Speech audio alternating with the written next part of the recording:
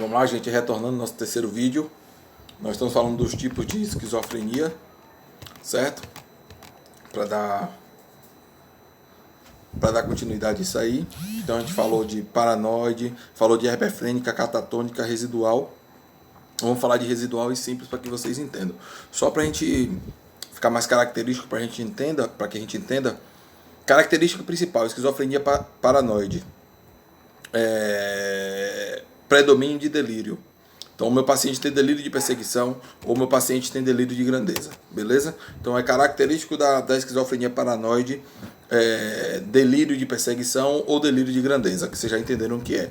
É o tipo mais comum, é o tipo que tem melhor prognóstico, responde melhor ao tratamento, é o tipo paranoide que a gente já falou para vocês. Segundo, podendo vir a ter também no tipo paranoide, o meu paciente pode vir a ter tanto delírio de grandeza como delírio de perseguição, pode vir a ter alucinação também, não esquece, beleza? Então, o segundo tipo é esquizofrenia herpefrênica ou desorganizada, que a principal característica dela são problemas de concentração.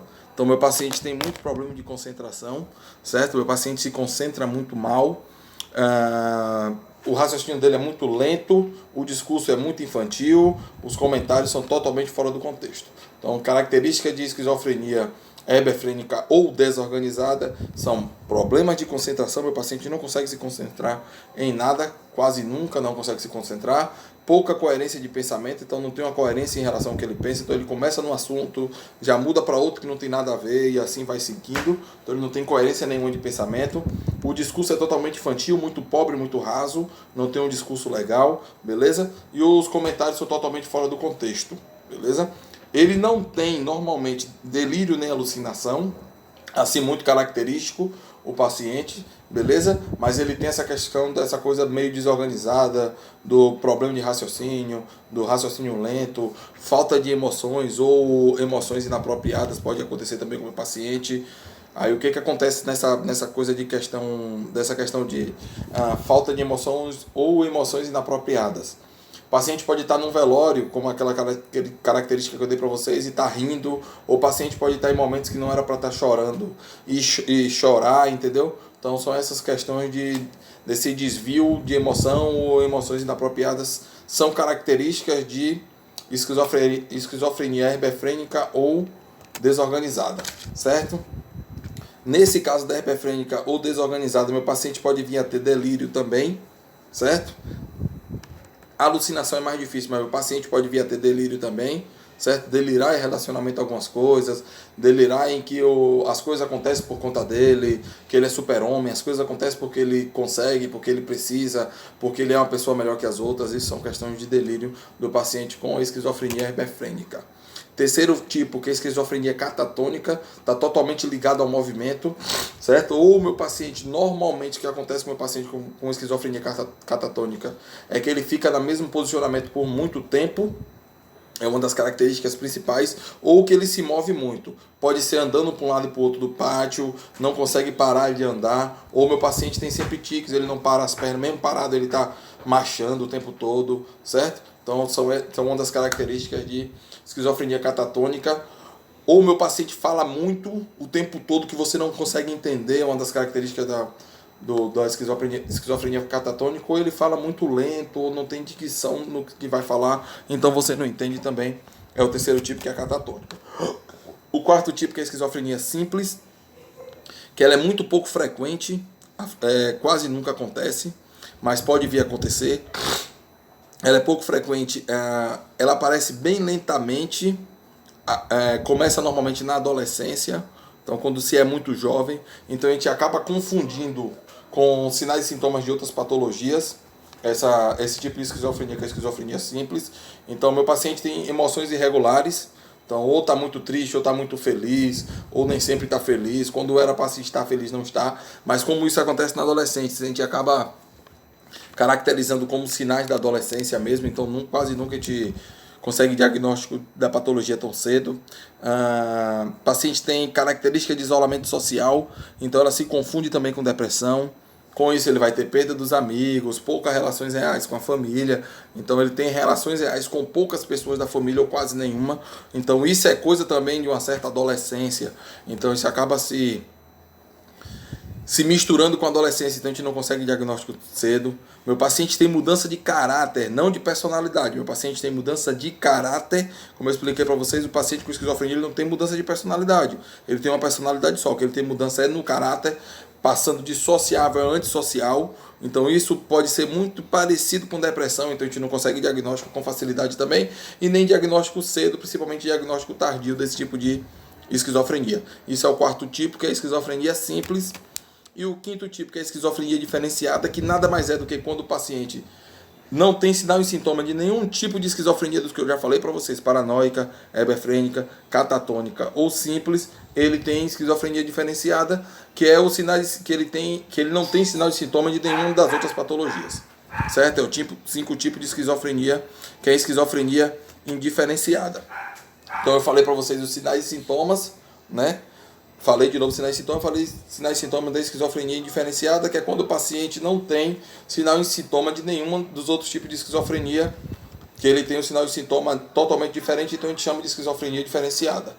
As causas para isso, eu posso dizer para você que não existe uma causa única, não existe uma causa principal para a esquizofrenia. Totalmente diferente das outras patologias mentais que a gente já discutiu, tipo depressão ou transtorno de ansiedades, como a gente já explicou para vocês, que o ambiente é que influencia totalmente na patologia.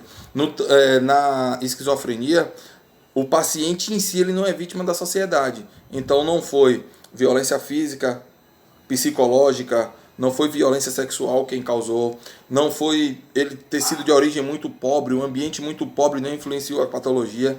Então acontece em pacientes pobres, como acontece em pacientes ricos também. Os fatores do ambiente em si, independente qual seja, ele não vai ser fator preponderante para desencadear a patologia. Não é isso. A causa principal da esquizofrenia no paciente esquizofrênico é, na verdade, fatores cerebrais, ou fatores genéticos, ou fatores dessa biologia cerebral. Na verdade, que a gente vai explicar isso para vocês mais à frente, certo? Então a causa você já retira totalmente das outras causas, das outras patologias. Quando a gente fala de depressão, que a gente fala que o ambiente influencia, o trabalho influencia, a vida que a pessoa tem influencia. Quando a gente fala de transtorno da ansiedade generalizada, por exemplo, que ter sofrido violência física, sexual ou violência psicológica é um dos fatores que pode vir desencadear o paciente com transtorno da ansiedade, mas na esquizofrenia não tem nada disso. Já tem estudos tentando provar que a esquizofrenia ela é por questões neurológicas mesmo. O paciente já nasce com essas questões neurológicas já desencadeadas, então o paciente já nasce de certa forma com esquizofrenia. Ela só vai se desenvolver com o tempo, totalmente diferente da depressão, como eu falei, totalmente diferente do transtorno da ansiedade, que apesar de você ter um fator genético que pode vir seu pai, sua mãe, seus avós, seus tios, parentes muito próximos, como pacientes com... Você tem predisposição no paciente com depressão, mas aqui é totalmente diferente, certo? Você tem predisposição, pode vir a acontecer ou não. Nesse caso aqui, como já tem estudos provando que paciente já nasce com essa questão cerebral totalmente diferente, o paciente já tem a patologia e ela só falta se desenvolver, certo? Então a causa a gente não pode falar. O que a gente pode falar para vocês é de uma questão genética, de genes, de neurociência mesmo, que a gente vai falar da estrutura cerebral e das normalidades químicas. O paciente já nasce com essa deficiência na estrutura cerebral e com as normalidades químicas. O paciente já nasce com a normalidade no formato e nas características cerebrais. O paciente já nasce com isso, não foi uma coisa que o ambiente fez desencadear. O paciente já nasce com a normalidade de circuitos cerebrais. O paciente já nasce com as normalidades químicas do cérebro. O paciente já nasce com fatores psicológicos totalmente desequilibrados. Então já é uma coisa que já nasce com o paciente totalmente diferente das outras patologias, certo? Então a questão genética, essa questão neurológica, o paciente já nasce com isso, é o que vem desencadear a patologia para frente, diferente das patologias, como eu já citei várias vezes para vocês, que os fatores do ambiente, mesmo que ele tenha predisposição por conta da família, de algum paciente, de um parente mais próximo, A gente precisa que o ambiente desencadeie. Se o ambiente não desencadear, meu paciente não vai ter. Diferente da esquizofrenia, que a gente não depende de nada do ambiente, provavelmente meu paciente que tem esses fatores de genéticas vai desencadear, sim, a patologia, certo? Então, quando a gente for falar de esquizofrenia, o importante é a gente entender principalmente sinais e sintomas.